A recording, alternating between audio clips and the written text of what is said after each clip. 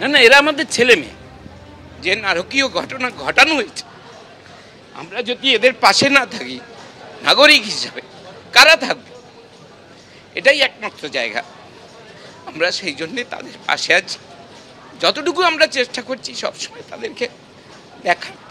ওই সময়টা যখন আপনাদের উপস্থিতি কম ছিল, এখান থেকে প্রচুর আন্দোলনের সহায়ক সামগ্রী, পাখা, অস্থায়ী খাট, এগুলো সরিয়ে নিয়ে যাওয়া হয়েছিল। আপনারাও চিন্তিত ছিলেন। দিনে দুবার ব্যবহার করো স্টপেজ ক্রিম আর নিজেকে রাখো evergreen. Keya Seth aromatherapy stoppage cream, আর খুঁজে পাও নতুন আমিকে।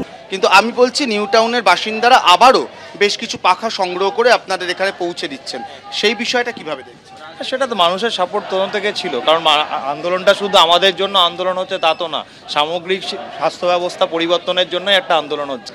আমরা এই সাধারণ মানুষের সঙ্গটা পেয়ে আমাদের সাহসটা আরও বেড়ে গেছে।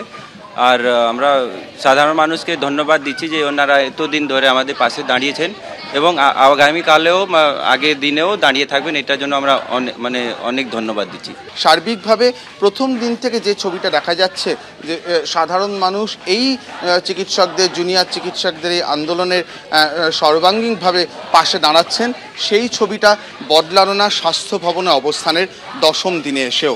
অনুষ্ঠানের যুক্তি দেখিয়ে ট্রিপল পাখা সরানো হচ্ছে অভিযোগ করেছেন চিকিৎসকরা।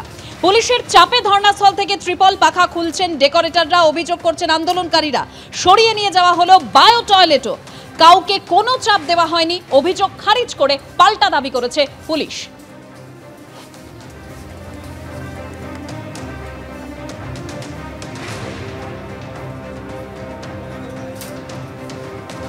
একেবারে যে ছবি আমরা সকালবেলা দেখতে পেয়েছিলাম, যে ধর্নার 10 দিনের মাথায় স্বাস্থ্য ভবন চত্বর থেকে ট্রিপল পাখা খুলে নিয়ে যাওয়া হলো, আর ঠিক বিকেলে যে ছবি দেখা গেল, স্বাস্থ্য ভবন চত্বরে আন্দোলনকারীদের জন্য পাখা লাগিয়ে দিলেন নিউ টাউনের বাসিন্দারা।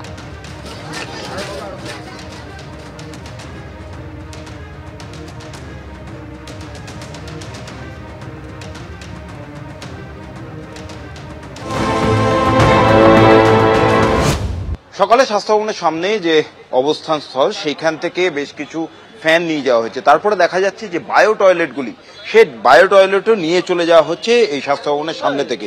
এইখানেই কিন্তু এতদিন ধরে এই জুনিয়র চিকিৎসকরা তারা আন্দোলন চালাচ্ছিলেন। হঠাৎ করে আজকে সকালেই প্রথমে ফ্যান, তারপর বায়ো টয়লেট কেন নিয়ে যাওয়া হচ্ছে একটু জুনিয়র চিকিৎসকদের থেকেই জানার চেষ্টা করবো। এইগুলো হঠাৎ করে নিয়ে চলে যাচ্ছে, কিছুক্ষণ আগে ফ্যান নিয়ে গেল দেখলাম, কি বলবেন? দেখুন, আমরা অ্যাবসলিউটলি হতবাক। আমরা এসব ব্যাপারে কিছুই জানতাম না। আমাদের এখানে যারা আছে আমাদের ভলেন্টিয়ারিং লজিস্টিক্স টিমের থেকে, সেখান থেকে আমাদেরকে কল দেওয়া হয়, SMS কল দেওয়া হয় যে দাদা দিদি যারাই আছে তাড়াতাড়ি এসো, এখান থেকে লোকেরা জিনিসপত্র নিয়ে চলে যাচ্ছে। আমাদের আন্দোলন এখনো চলছে, চলবে।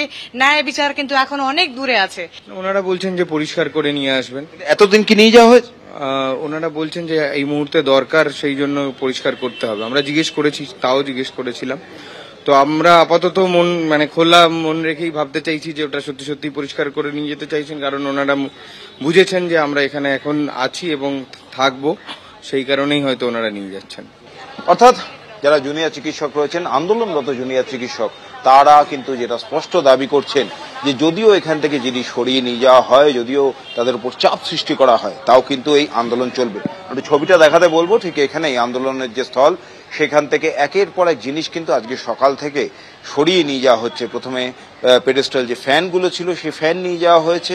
তারপর যে বায়ো টয়লেট এখানে রাখা ছিল জুনিয়র চিকিৎসকদের জন্য, যারা আন্দোলন চালাচ্ছেন, এখানে অবস্থান চালিয়ে যাচ্ছেন এতদিন ধরে, তাদের জন্য, তার মধ্যেই কিছু বায়ো টয়লেটও সরিয়ে নিয়ে যাওয়া হচ্ছে। যদিও যারা নিয়ে যাচ্ছেন তাদের বক্তব্য যে এগুলো সাফাই করার জন্য নিয়ে যাওয়া হচ্ছে, কিন্তু এর নেপথ্যে অন্য কোনো চক্রান্ত রয়েছে কিনা, কিংবা অন্য কোনো অভিসন্ধি রয়েছে কিনা, তা নিয়েও কিন্তু আশঙ্কা প্রকাশ করছেন জুনিয়র চিকিৎসকরা।